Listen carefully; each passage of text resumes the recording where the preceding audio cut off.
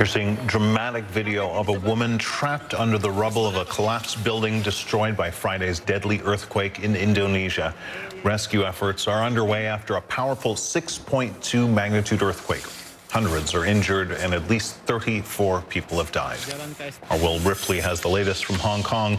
Will, last I spoke with you, we saw the death toll jump last hour quite drastically. Judging from the pictures we're seeing, I imagine it may increase significantly in the coming days.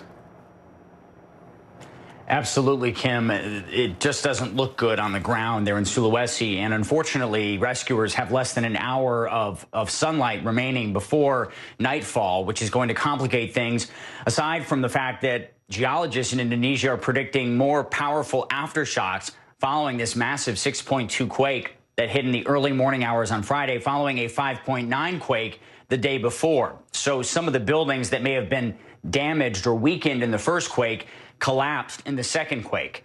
One official estimates that as many as half of the buildings in the two cities in the immediate area near the epicenter of this shallow earthquake are either seriously damaged or collapsed, which means in this official's estimation, there are tens of thousands of people who are displaced and many more whose homes might still be standing, but they're simply too afraid to sleep in those buildings, worried that another aftershock could bring the walls tumbling down around them. This is a sad scene that we've seen play out time and time again in earthquake-ravaged Indonesia, a country that sits on the Ring of Fire and experiences at least one minor earthquake under 5.0 every day or so, and yet a country that continues to have huge numbers of people in these areas living in substandard buildings that are not up to code, that put people, men, women, children, in very unsafe conditions whenever these major earthquakes hit. On top of the fact that they still don't have a handle on how many people might still be buried under the rubble,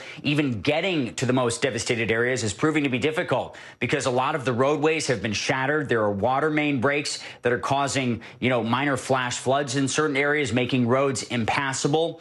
Now that it's going to be nighttime, it's going to be even more difficult, Kim, to find those people. And when someone is trapped under a building, really every minute counts in trying to get them, trying to keep that death count from continuing to go up.